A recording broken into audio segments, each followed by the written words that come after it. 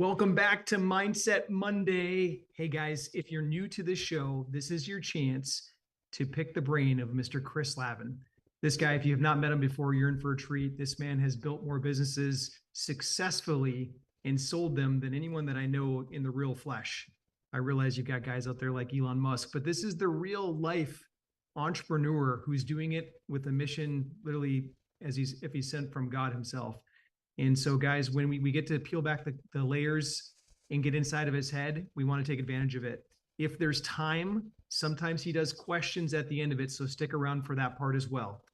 All right, Mr. Bruce Buffer, can you bring Chris on?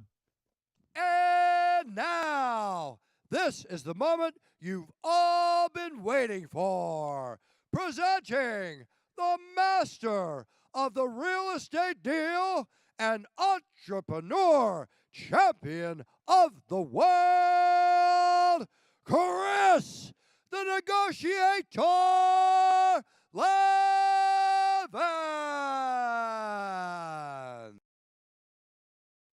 Hey everybody, how you doing? Welcome to Mindset Monday. My name is Chris Lavin, and I'm here to share some life experiences. I want to say wisdom, but that would sound way too arrogant because everything I know, I've learned from making decisions. Sometimes good, sometimes bad.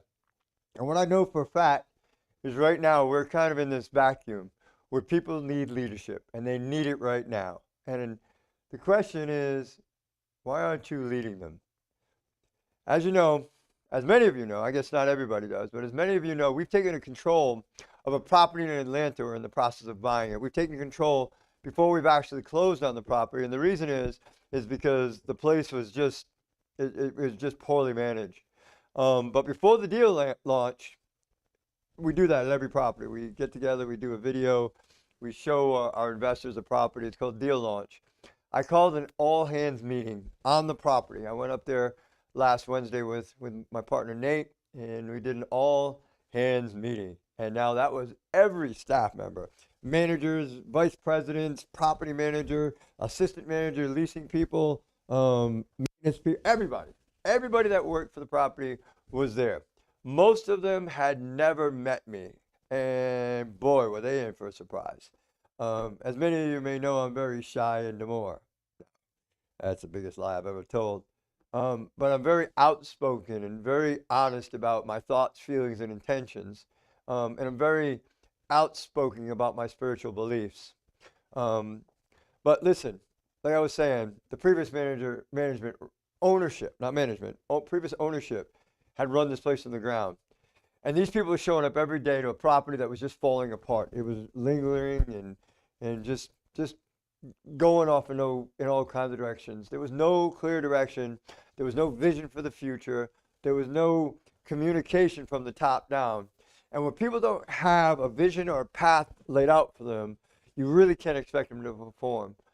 How can you get somebody to hit a target or a goal if you don't line that goal or relay that goal to them? They flounder, right? So I stood in front of them and I laid it out.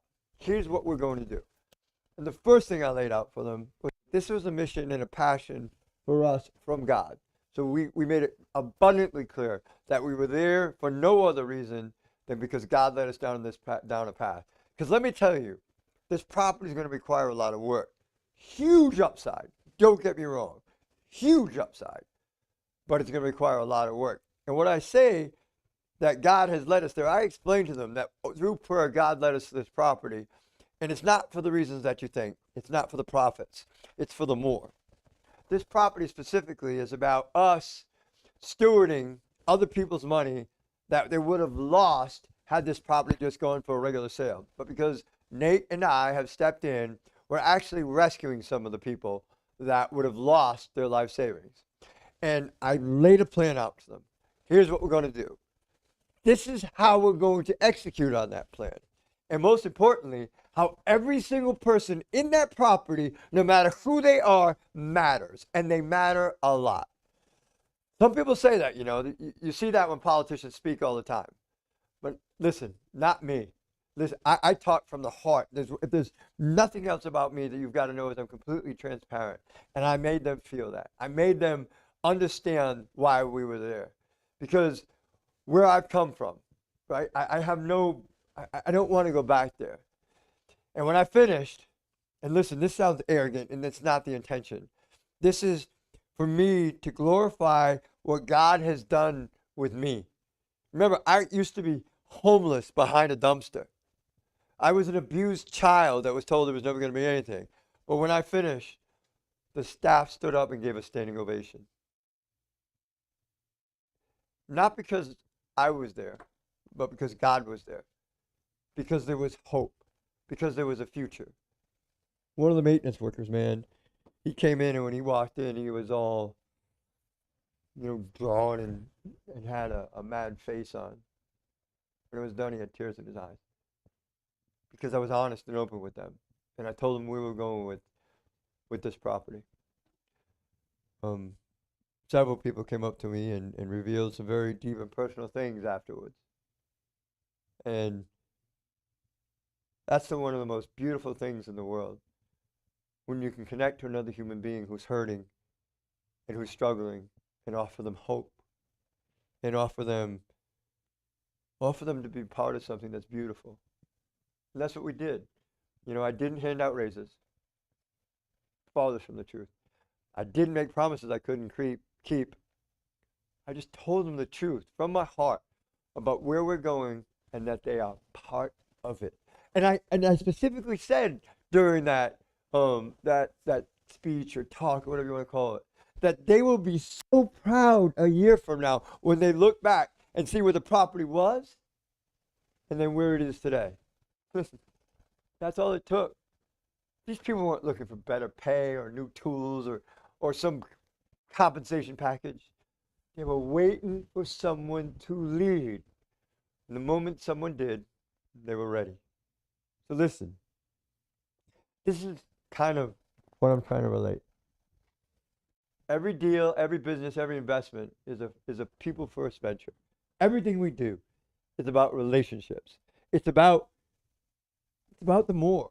It's about the positive impact. It's about reaching out to people and connecting. And right now, we live in a society that is devoid of real leadership, especially real leadership that is in stewardship to God's message. If you can do that, oh my gosh. Listen, you don't have to be a co-CEO for this to apply. You can choose to lead now. Lead yourself. Set a path for yourself and stay on it. Set goals, pursue them. Lead your team if you've got a team. Lead your family. Lead your community. And listen, don't do it by being on the sidelines and expecting and pointing. Lead by being a steward leader, a servant leader. Lead side by side with your people. Right? I'm going to ask this question, and you hear me say it all the time. Why not you? Why not me? Why not you? Scripture supports this, right? Peter 5:2. Be shepherds of God's flock that is under your care, watching over them, not because you must, but because you're willing. How beautiful is that? So this is the takeaway. Leadership isn't a title, it's a decision. Someone near you needs that from you. So ask yourself, why not you? Who needs to be led right now? Identify them. Then take one action, even if it's seemingly small, and lead today. I'm here to tell you, one small step after another small step after another small step after another small step leads to a journey of 1,000 miles. So reach out, lead people, and do it with God in your heart, and amazing things will happen. Thank you very much. Beautiful. Thank you, Chris. Chris, can we fire a couple questions at you? Hit me. All right, guys, this is your chance. If you want to get a question in, put it in the chat section now. I will read the question out. I won't read your name. We'll keep it confidential, but I'll read the question out loud so you can put them in the chat now. First one, how do you handle the demands of real estate investing long-term, including the time commitments and some of the ups and the downs? The honest truth is, once you get to a point, once you get to a certain point, you have to have a team. You can't do it all yourself. It's absolutely impossible to do it all yourself. So, and the other thing, the other discipline that I used to be extremely good at, I've slid a little bit lately, and I'm feeling the effects of it, is time blocking. Like I set in a certain amount of time to do certain things, and if I can't get a task done in that time block, it gets bumped to the next day, and I move on to the next. That's hugely important. Time management is one of my biggest can be one of my biggest enemies if I don't manage it properly. So absolute time blocking, and at some point you've got to realize that you need more than yourself, and you got to build a team. Chris, next one. How do you know it's God speaking to you and not your own subconscious? Come on, didn't God tell me I needed that brand new car, that boat? No, I'm just being funny. Listen, um, God allows me indulgences. Don't get me wrong. I have some amazing indulgences. But the reality is I know. Like I pray every morning, and I have very simple prayers, and those prayers are literally, God, please reveal your will for me today, and make me man enough to carry them out, right? Because back to your question, there are times when I knew God wanted me to do something, and I just really didn't want to do it because it was uncomfortable or it didn't really fit Chris's agenda. So I always ask God to make me man enough. And in order for me to discern that, I have to know when it's God speaking and when it's God and when it's Chris speaking. What do I mean by that? I don't hear God, but I get moved by God. You know, hear is the only word that I know how to use. And the other prayer that I have is that, you know, God, take me out of the way so people see your glory in my accomplishments, not my glory. This is not about Chris. And I find that if my focus is God focus, I hear less of Chris's voice and more of God, right? So if I'm not listening or looking for self-indulgence, if I'm looking to fulfill what my Creator wants for me and His mission and will for me, my voice tends to get very small, and His gets to be much larger and much louder, and it's significantly easier to do it then. But I know in my heart of hearts when it's me and when it's God, and I think you know too. That's why you're asking the question. Chris, next one. You're extremely busy. What are some time management strategies outside of time blocking that can help? Do you have a tool or an app? You know, it's so funny because I've been rooting around on the internet to find an app that allow me to assign tasks to it. Now, sounds very simple, but here's the reality. Quite often, I'm on my phone when I need to tell the app what I need. I haven't quite figured that out yet. So I haven't found a good app, but if somebody does, please send it to me. DM me or send me a message somehow or put in the comments, please. I would love to know what apps other people are using because I've been using Notes. And the other thing that my partner showed me is that we literally use Slack for everything here. And I have a Slack channel to myself and I put the tasks in there. But if you're anything like me, you know, doing 7 or 8 different things at a time, sometimes I get off a call and forget to put it in there and it falls through the cracks. So if you got a good app, let me know. Chris, do you ever feel overwhelmed and then you have one life circumstance after another hit you in the face, all while you're trying to get this business done? When unexpected things happen, how do you deal with them, especially the things that have to be done immediately? So funny. I got some unexpected news that other people would consider to be not so grand, I guess about 2 weeks ago. And and it's just water off the duck's back. And what do I mean by that? I've had a lot of negative things happen in my life.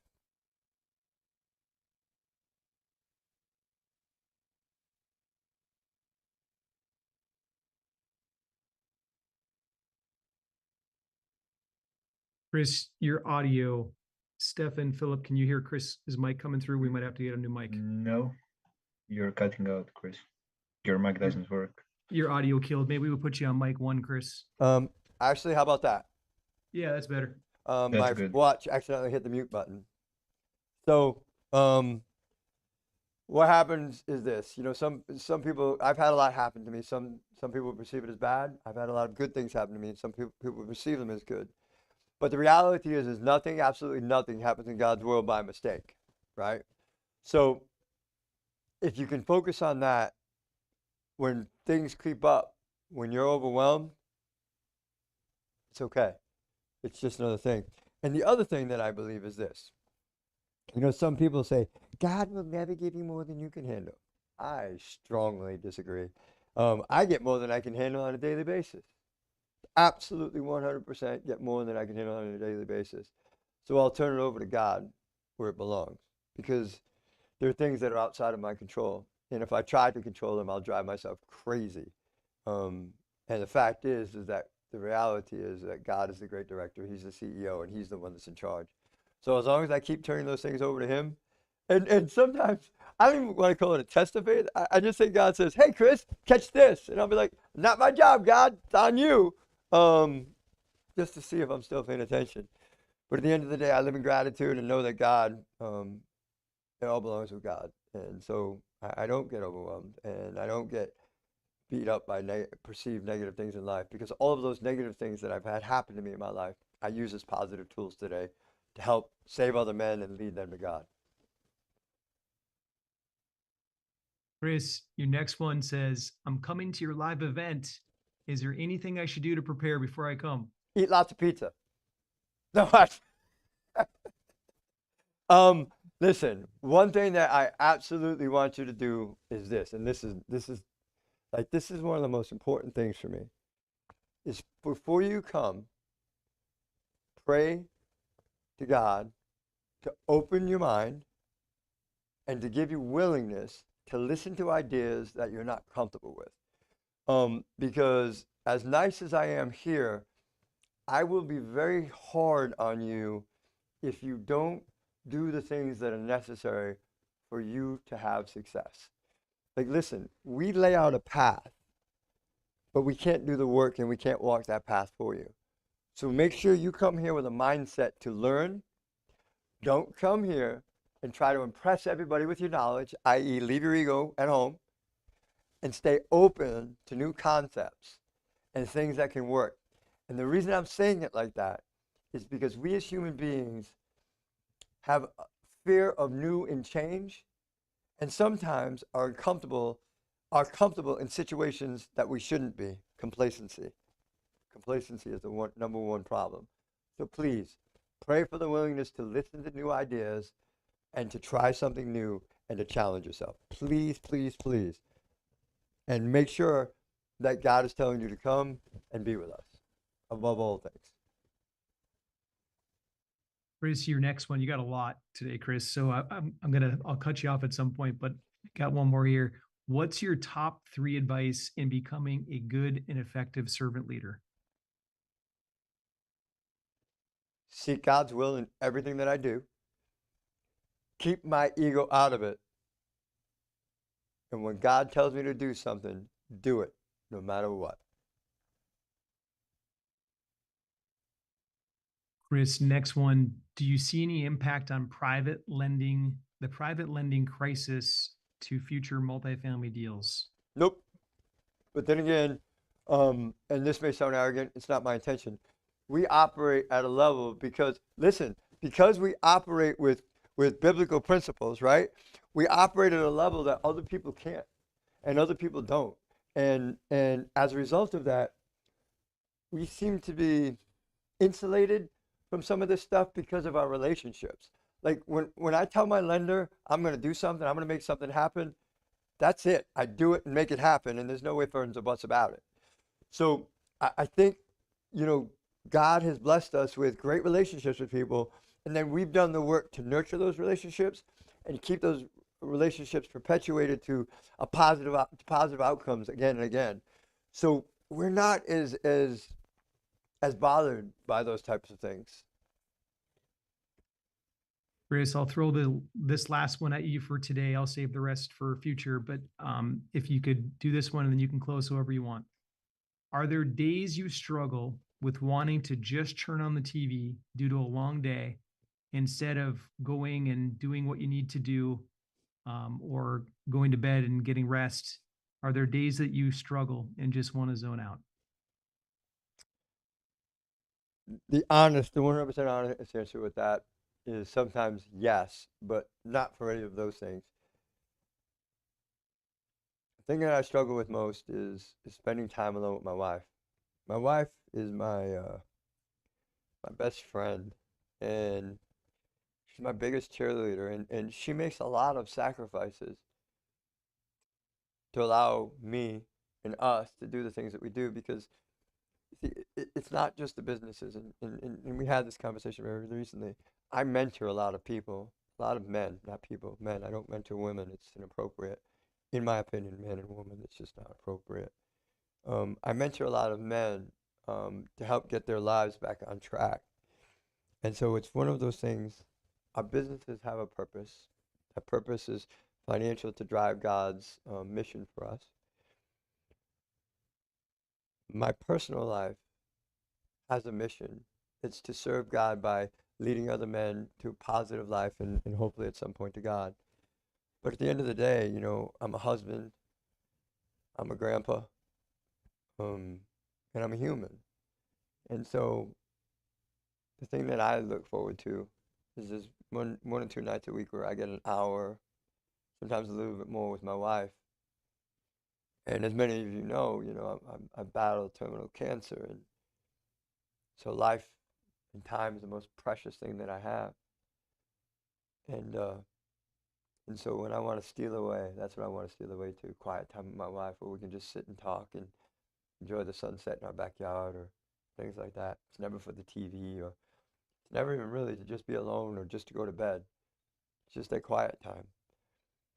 But, you know, we have responsibilities and we have a timeline, and hopefully 5 years from now, um, the business will be on autopilot and require less of my time and activity, and I'll get that. And if God wants it, that's what will happen. So listen, as you can hear, my life is amazing. I'm blessed with so much fulfillment, blessed with the opportunity to go to Atlanta and have a positive impact on people. It's one of the most beautiful things in the world. We can watch God deliver a message and use you as the vessel to do that. The fulfillment is through the roof. It allows you to live in never-ending gratitude. And as a result of that, my life's amazing, right? And God's given me that because he loves me. And I can here to tell you this. God doesn't love me any more than he loves you, and he certainly doesn't love you any more than he loves me. So everything that I have is available to you if you just seek his will and do the work to get it. God bless you all, and thank you for being here. See ya.